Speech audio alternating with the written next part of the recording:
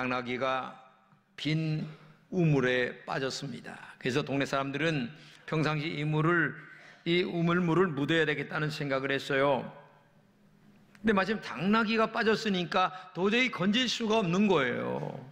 그 당나귀도 이미 늙어서 다 죽어가던 당나귀였어요. 사람들은 회의를 해서 당나귀를 묻어버리자. 그래서 동네 사람들이 모여서 삽으로 흙을 막 떠서 부니까 이 당나귀가 그냥 우물 안에서 소리를 질러대는데 정신이 없을 정도 소리를 질러대는 거예요. 죽겠다고. 막 위에서 흙이 떨어지지, 돌이 떨어지지.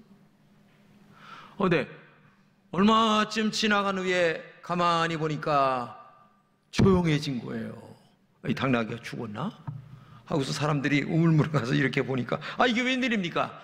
아까는 저 아래 있던 당나귀가 세상에 지금은 이 위에 올라와 있는 거예요. 깜짝 놀랐어요. 왜 그런가 봤더니 사람들이 자기를 죽이려고 하는 그 돌덩어리 흙덩어리를 다 맞이하면서 땅으로 떨어뜨리니까 땅은 점점 기어 올라오고, 그래서 당나귀가 살아나게 됐다고 하는 그런 이야기를 제가 봤습니다. 우리도 당나귀처럼 곤경의 우물에 빠질 때가 많이 있습니다. 고난의 우물, 정말 말할 수 없는 아픔과 고통, 내가 원해서가 아니라 원치 않는 고난의 우물에 빠져서 수없이 많은 죽음의 흙덩이가 나를 짓누를 때가 많이 있어요. 그때 믿음의 사람들은 이겨내는, 이것이 신앙의 경주요 믿음의 자세인 줄로 믿습니다. 오늘 본문의 이야기가 뭔 줄 아세요? 요 12장 전에 11장에 수많은 어려움과 고난을 이겨낸 사람들을 수없이 예를 들었어요. 그리고 나서 오늘 12장에 와가지고 앞에 이렇게 이겨낸 사람들을 봐라, 그러므로 너희들도 그들을 생각하며 이겨나가라. 인생의 수많은 고난과 역경이 너희들에게 닥친다 할지라도 너희들은 하나님, 그리고 십자가의 보혈, 그리고 너의 믿음을 가지고 이것을 이겨나가라고 하는 하나님의 말씀을 우리에게 지금 말씀하고 있습니다. 사람에게 고난은 괴로울 수 있습니다. 그러나 고난이 내게 줄 수 없는 한 가지가 있는데, 그 고난 때문에 새로운 인생으로 탈바꿈이 되고 용기의 사람, 희망의 사람, 믿음의 사람, 할 수 있거든이 무슨 말이냐, 믿는 자에게 능치 못할 일 없다고 하는 영적인 자신감과 용기를 가지고 살아간다는 사실을 우리가 알아야 돼요. 그렇기 때문에 믿음의 사람은 이런 고난의 엄청난 돌덩어리, 흙덩어리, 아니면 파도가 뒤쳐올 때마다 하나님 앞에 무릎을 꿇고 믿음으로 기도하면서 이겨나가는 사람이 하나님의 사람인 줄로 믿습니다. 우리는 본문을 통하여 다음과 같은 세 가지의 음성을 들었으면 합니다. 첫째는 허다한 증인이 있다는 것을 알아야 합니다. 11장에 그렇게 수많은 고난을 당했지만 그들은 이겼다, 승리했다라고 하는 이야기가 굉장히 많이 나옵니다. 그러므로 너희들은 그들을 바라보면서 너희 속에 인생의 고난과 역경이 올 때마다 그들을 바라보며 모델을 삼아 이겨나가라는 거예요. 좌절하고 눈물을 흘리고 한숨 짓고 누굴 원망하고 그런 것 하지 말라는 거예요.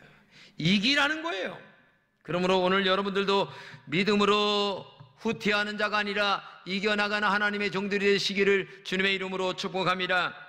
본문에 이렇게 말씀하십니다. 그러므로 우리에게 구름같이 둘러싼 허다한 증인들, 어떤 허다한 증인들이 11장에 많은데 그 많은 사람들이 고난과 역경 속에서도 이겼는데 너라고 못 이기겠느냐? 너는 그들보다 고난당하는 것이 10분의 1도 안 돼. 그렇기 때문에 너는 이기고도 남는 거야. 이런 말씀을 우리에게 주시면서 한마디로 얘기하면 이겨라, 승리하라, 이 말씀을 지금 우리에게 하고 있는 줄로 믿습니다. 예를 든다면 한 사람을, 아브라함을 한번 든다면은요, 아브라함이 누굽니까? 갈대아 우르에 살던 사람이었었어요. 우상을 섬기던 사람이었습니다. 근데 하나님이 선택하여 그를 부릅니다. 근데 부르는데 그냥 부르는 게 아니라 아비와 본토 친척을 놔두고 떠나가라는 거야. 아니 여기에 평생 살았는데 이걸 놔두고 지금 75세에 하나님이 부르는 거예요. 근데 아브라함이 갈 바를 몰랐지만 하나님의 말씀을 따라갔다. 이게 본문의 그 11장에서 얘기하는 아브라함에 대한 얘기예요. 여러분, 하나님의 사람들에게 정말 하나님의 축복을 받고 하나님의 인도를 받고 하나님께 영광 돌리는 삶을 살기 위해서는 위대한 자기를 포기하는 결단이 우리에게 있어야 됩니다. 위대한 일은 그만큼 자기에게 비싼 대가를 요구하고 있기 때문에 그래요. 이 아브라함이요, 세 가지의 큰 결단을 내리는데 첫째는 뭐냐? 고향을 떠나는 결단입니다. 이게 얼마나 어려웠겠어요. 내가 지금 평생 여기서 일궈놓고 살았던 고향을 떠나는 결단. 그 다음에 두 번째는 아브라함의 본처가 아기를 못 낳았어요. 그러다 보니까 세컨드를 얻어서 낳는데 세컨드는 얻자마자 아기가 생겼어요. 하갈이 부인인데, 둘째 부인인데 아들이 뭐냐면은 이스마엘이에요. 근데 하나님께서 어느 날 이 둘째 부인과 이 첫째 아들이에요. 사실은 이 아들을 쫓아내라는 거야. 이게 말이 됩니까? 말도 안 되죠. 근데 이 아픈 가슴을 부여안고 하나님 말씀대로 둘째 부인과 그 다음에 그 첫째 아들을 쫓아냅니다. 왜냐? 너의 가문을 이어갈 사람은 첫째 부인 거기서 낳는 씨라야 된다. 이게 여러분 보통 어려운 게 아니에요. 근데 이걸 해요. 그리고 세 번째는 100살에 낳은 독자 이삭을 하나님께 드리는 결단을 하죠. 이 결과로 믿음의 조상이 되었습니다. 영원히 쉬지 않은 이스라엘의 영웅이 되었어요. 역사의 기록에 남는 사람이 되었습니다. 이런 믿음의 증인들이 수없이 많다. 그렇기 때문에 너는 그 고난과 역경 속에 이긴 자들을 모델 삼아 이기는 사람이 돼야지, 좌절하거나 낙심하거나 슬퍼하거나 눈물 흘리는 자가 되지 말아라. 주님은 이걸 말씀하고 있는 거예요.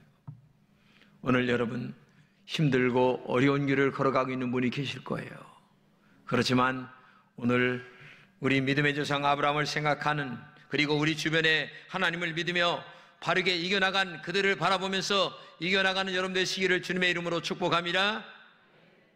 두 번째는 무거운 것들을 벗어버리라고 합니다. 이 무거운 것은 무거운 덩어리라고 얘기하는데 돌덩어리 같은 것들을 등에 짊어지고 살아가는 것들을 얘기하는 거예요. 근데 이 무거운 것이 두 개인데 하나는 외적인 거예요. 외적인 것은 환경적으로 무거운 것, 현실적으로 눈에 보이는 무거운 것들을 얘기하는 겁니다.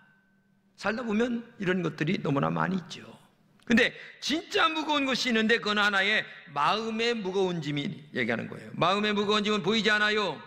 등에 짊어진 무거운 짐보다 사실 더 큰 무거운 짐이 마음의 무거운 짐인데 이걸 갖다 용어로 얘기하면 스트레스 얘기가 되는 거죠. 스트레스. 이 스트레스는 모든 질병의 원인이 되죠. 면역력 저하를 가져오게 됩니다. 혈압을 상승시켜서 심장질환이나 뇌출혈까지 가져오게 만듭니다.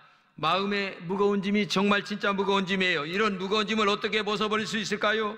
그것은 전능하신 하나님 앞에 믿음으로 맡기는 겁니다. 하나님, 내 힘으로 감당할 수 없습니다. 그리고 매사를 믿음을 따라, 말씀을 따라 살아가는 겁니다. 성령의 인도를 받으려고 애쓰는 겁니다. 그럴 때 모든 것이 합력하여 선을 이루어 영광을 돌리는 거죠. 유대인들이 히틀러에게 600만이 학살당합니다. 그때 유대인 중에 많은 사람들이 이렇게 얘기합니다. 하나님, 우리가 이렇게 고난받는데 하나님은 그때 어디 계셨습니까? 근데 이 일은 신앙생활하는 여러분과 저에게도 똑같습니다. 내가 이런 고난을 받는데 하나님은 지금 어디 계십니까? 왜 나의 기도에 응답을 안 해주십니까? 이럴 때에 성경은 한마디로 이렇게 얘기합니다. 하나님은 언제나 십자가에서 너를 사랑한다. 이 말이 뭡니까? 십자가의 사랑을 너희가 진정한다면 내가 너의 고난 속에 함께한다는 사실을 알아라. 내가 너를 위하여 십자가에 피를 흘렸다. 내가 너를 위하여 십자가에서 살을 찢겼다. 이것이 너를 얼마나 사랑하는 증거인가를 너는 알고 있느냐? 그러기 때문에 너의 고난당할 때에 외면하고 있다고 생각하지 말아라. 내가 그 고난 속에 함께하고 있음을 알아라. 이것을 우리는 음성으로 드려야 될 줄로 믿습니다. 로마서를 같이 읽겠습니다. 우리가 아직 죄인 되었을 때에 그리스도께서 우리를 위하여 죽으심으로 하나님께서 우리에게 대한 자기의 사랑을 확증하셨느니라. 그렇습니다. 예수님이 십자가에 죽어주시는 사랑보다 내가 너를 더 사랑한다는 증거가 어디 있겠냐 이거예요. 아니, 목숨을 버리는 사랑보다 더 큰 사랑이 어디 있겠냐 이거예요. 왜 이 목숨을 버린 사랑을 잊어버리고 지엽적인 것 때문에 너는 자꾸만 나를 의심하느냐라고 지금 말씀하고 있는 거예요. 오늘도 여러분, 하나님이 얼마나 여러분들을 사랑하는가를 기억하면서 정말 승리하는 여러분 되시기를 주님의 이름으로 축복합니다. 세 번째는 얽매이기 쉬운 죄를 벗어버리라고 합니다. 이 얽매인다라고 하는 말은 유혹에 쉽게 둘러싸이는 것, 유혹에 쉽게 빠지는 것, 다른 말로 얘기하면 죄를 얘기하는 겁니다. 죄가 우리를 꼼짝 못하게 만듭니다. 죄에 덫에 한번 걸려보세요. 완전히 빠지는 거예요. 그래서 친구 잘 만나야 되고 옆에 좋은 사람들 많이 두고 살아가는 게 큰 축복이라는 것을 여러분 기억하시기를 바랍니다. 우리가 사는 이 세상은 우리가 죄짓게 하는 수많은 유혹들이 너무나 많아요. 하루에도 옷깃을 마음을 여미지 아니하면 죄에 빠져 헤어날 수 없을 정도로 너무나 더러운 세상이 이 세상이에요.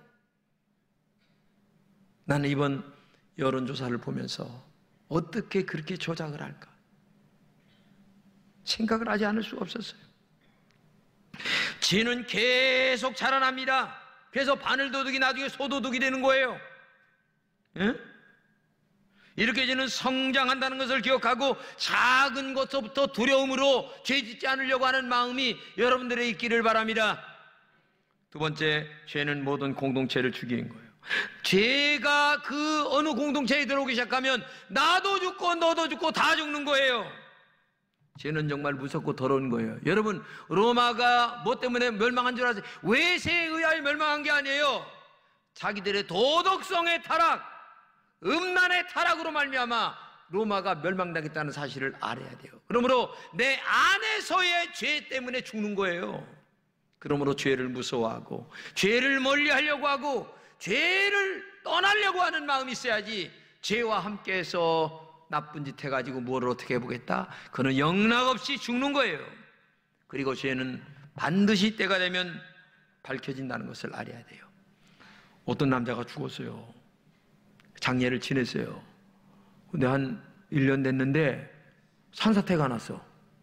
비가 와가지고.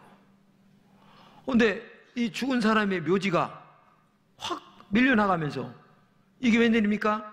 관뚜껑이 활짝 열렸어. 그래가지고서 다시 시신을 정리를 하는데 이게 웬일입니까? 머리에 대못이 박혀 죽은 거야. 그래가지고서 다시 조사를 시작했는데 보니까 이 남자가 술 먹고 와가지고 마누라를 얼마나 괴롭혔는지, 그날 술 먹고 와서 고를 드릉드릉 굴고 있는 그때에 마누라가 머리에다가 대못을 박았어. 그래서 죽은 거야. 근데 이게 1년 만에 산사태가 나가지고 들통이 났어. 여러분, 여자 조심해야 돼요. 무서워. 여기 술 먹고 와가지고 괜히 마누라한테 어영부영 겼다가는 그날 저녁에 골로 가는 줄 알아. 이거 정신 차려야 돼. 이거 정신 차려야 되는데 뭘 알지도 못하고 괜히 술 먹고 와가지고서 마누라한테 그냥 엉겨붙고 하다가는 큰일 나. 그날 저녁에 가는 줄 알아. 여러분, 다윗도 마찬가지예요. 죄 짓고 나서 밧세바하고 간통죄 졌잖아요. 그리고 나서 나단 선지자가 당신이 그 사람이라고 하는 사실을 어느 날 깜짝같이 몰랐는데 하나님이 계시하여 알려줬어.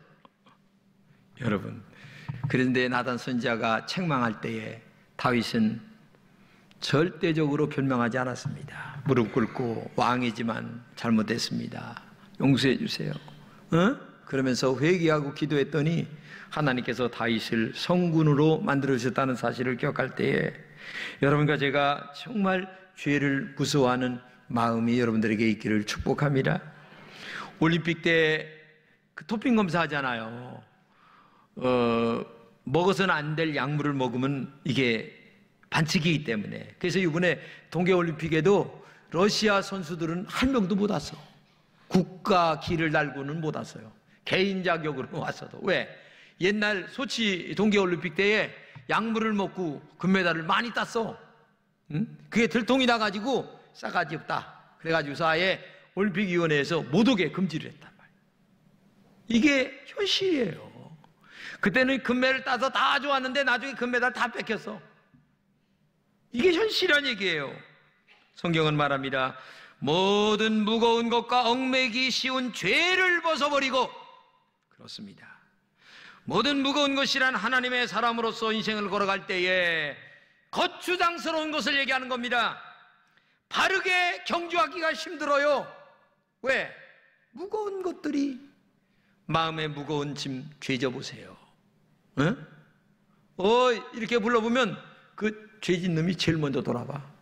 응? 왜? 죄진 놈은 그렇게 사는 거예요. 그러므로 여러분, 무거운 것, 마음에 무거운, 외적으로 무거운 이런 죄들을 다 벗어던지고 믿음으로 승리하기를 주님의 이름으로 축복합니다. 네 번째는 온전하게 하시는 예수님만을 바라보라, 이렇게 얘기합니다. 이 현대를 지칭하는 말 한마디가 있는데 그게 뭐냐면 포스트 모더니즘이라고 하는 얘기입니다. 이 말은 쉬운 말로 얘기하면 자기가 최고다. 나 외에는 아무도 없다. 내가 기준이다. 내가 법이다. 아니면 심지어 내가 신이다. 이렇게 살아가는 현대인들을 꼬집어서 하는 말이 그런 말이에요. 자기가 옳다는 신자가 이런 유형에 빠지면 큰일 납니다. 하나님이 옳은 것이지, 하나님의 말씀이 옳은 것이지 내가 옳다고 얘기하면 안 되는 거예요. 그렇기 때문에 언제나 신앙은 하나님의 관점으로 모든 것을 보려고 하는 영적 자세가 있어야 돼요. 이런 자기중심적인 시대에 우리가 살고 있어요. 그러나 성경은 이런 시대에 분명하게 우리에게 말씀하십니다. 너희들 이런 시대 속에 있다 할지라도 오직 예수님만을 바라봐라, 하나님만을 바라봐라, 성령님만을 의지하라. 이것이 성경에 하시는 말씀이에요. 같이 한번 읽겠습니다. 시작.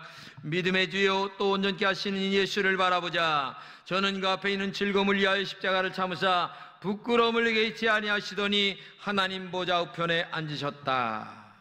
그렇죠. 육신의 즐거움을 오히려 십자가를 짐으로 이겼어요. 그랬더니 하나님 보좌 우편에 앉는 영광을 가졌다는 거죠. 근데 우리는 살아보게 되면 육신의 욕망에 너무나 끌려 살아가요. 하나님의 뜻은 이런데도 육신의 욕망 때문에 육신의 욕망을 쫓아가다가 하나님의 뜻을 다 버리는 사람들이 있는데 이건 인생 실패하는 거예요. 여러분, 육신의 욕망이 가득할 때가 많이 있습니다. 그때마다 육신의 욕망을 따라가는 게 아니라 하나님의 말씀을 따라가는 여러분 되시기를 축복합니다. 우리가 신앙생활하다가 피곤할 때가 많아요. 주저앉고 싶을 때도 많아요. 이때 예수님을 바라보며라는 얘기입니다. 십자가를 바라보라는 얘기입니다. 그런데 그 십자가를 바라볼 때마다 고난 속에서 이기신 예수님, 십자가에서 그 고난을 당하신 예수님을 생각하면 내가 이 고난쯤이야 얼마든지 이길 수 있겠지라는 마음의 생각을 가지면서 너의 지금의 여러 가지의 파도가 몰려온다 할지라도 이기는 자가 되라, 지금 그렇게 말씀하고 있는 거예요. 지금 마음이 무거운 분들 많이 있을 겁니다. 너무 힘든 고난 가운데 있는 분도 많이 있을 겁니다. 지치고 피곤한 분도 많이 있을 거예요.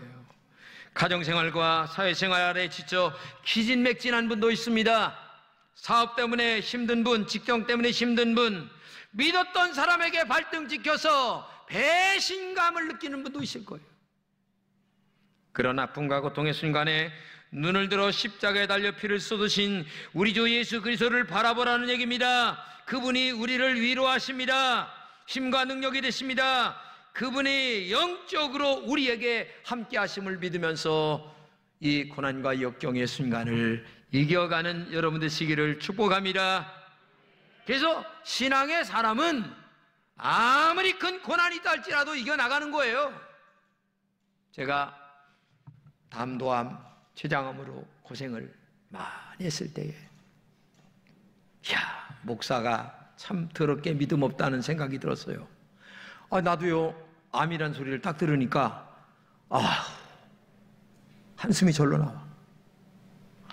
그러면서 제가 저에게 자문자답하기를, 천당 그렇게 좋다고 많이 설교하더니 너도 천당 일찍 가기 싫어하는구나. 이런 말을 내가 나에게 자문자답하면서, 너 목사잖아. 근데 왜 이렇게 믿음이 없냐? 아멘 감사하면서 받아들이지 왜 이렇게 못 받아들여? 하는 생각을 내가 나에게 자꾸 얘기를 하고 혼자 쭈글쭈글. 그래서 내가 믿음 참 더럽게 없다 김진홍이, 이런 생각을 한 적이 한두 번이 아니에요. 그때 일주일 동안 지나갔는데, 근데 일주일이 지난 후에 이걸 이제 받아들이게 돼요. 그래서 마음의 정리가 돼서 어차피 사람은 한 번 왔다 가는 거니까 하나님이 내일 데려가도 가야지 하는 마음으로 하니까 평안이 쫙 찾아오기 시작하는데, 그때서부터 이제 할렐루야가 나오더라고. 이게 인간이에요. 나는 그때 나라고 하는 사람을 통해서 인간의 실존을 여러 가지로 느껴봤어요. 이 고난이 사람을 순수하게 만들고, 고난이 사람을 성숙하게 만들고, 고난을 통하여 다른 사람을 이해하게 만들고, 고난을 통하여 나의 내면의 깊은 인간성을 다시 한번 보게 만들고, 아니면 신앙을 다시 한번 보게 만드는 것이 이 고난이란 얘기예요. 그렇기 때문에 이겨나가는 여러분 되시기를 축복합니다. 믿음이 좋은 신실한 한 형제가 목재소에서 근무를 했는데 40대 초반에 해고를 당합니다. 큰일 났어요. 가정 먹여 살릴 길이 없어요. 그래서 하나님 앞에 기도를 합니다. 하나님, 이 어려운 처지에 나를 해고시킨 뜻이 뭡니까? 몇 달 동안 기도를 하는데 하나님 앞에 이런 마음이 드는 거예요. 너 목재소 오잖아. 그러니까 이걸 가지고 한번 집을 줘봐. 집을 짓되 일반 집을 짓지 말고 그저 사람들이 평안하게 자고 가는 그런 집을 한번 짓도록 한번 해봐라. 그래서 이 양반이 그때 호텔을 크게 짓는 게 아니고 그저 그냥 나이트 클럽도 없고 술 먹는 것도 없고 오직 잠만 자고 가고 하는 그런 그 호텔을 짓는데, 그 호텔이 뭐냐면 홀리데이인 호텔이에요. 근데 이게 전 세계로 수만 개 체인점이 있는데, 이 캐먼스 윌슨이라고 하는 이 친구가 만약에 목재소 직원으로 계속 남았다면 홀리데이인 그 호텔이 생길 수 있었을까요? 그는 그 고난이 있기 때문에 고난을 통하여 체인점이 만들어지고 이 홀리데이인 호텔이라고 하는 엄청난 사업가로 변신이 된 거예요.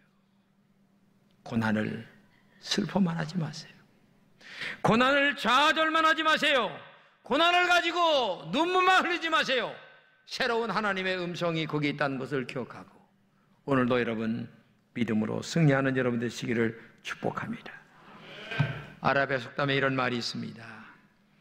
햇빛을 누구나 좋아한다. 그러나 햇빛만 계속된다면 사막이 될 뿐이다. 좋은 날씨만 계속되면 다 죽은 땅이 된다는 거예요. 때로는 비가 와야 되고, 때로는 바람도 불어야 되고, 눈보라도 쳐야 되고, 춥기도 하고 덥기도 하고, 이럴 때에 좋은 땅이 되어서 좋은 열매를 맺는 결과를 가져오게 된다는 거죠. 그러므로 오늘의 슬픔, 오늘의 아픔, 오늘의 눈물 너무 좌절하지 마세요. 나는 이래봬도 암 걸렸다가 사는 사람이에요. 까불지 말아요. 응? 여러분 승리하시기를 축복합니다. 이게 믿음이라는 것을 기억하시기를 바랍니다. 할렐루야. 따라합시다. 나는 기어이 승리하고 만다.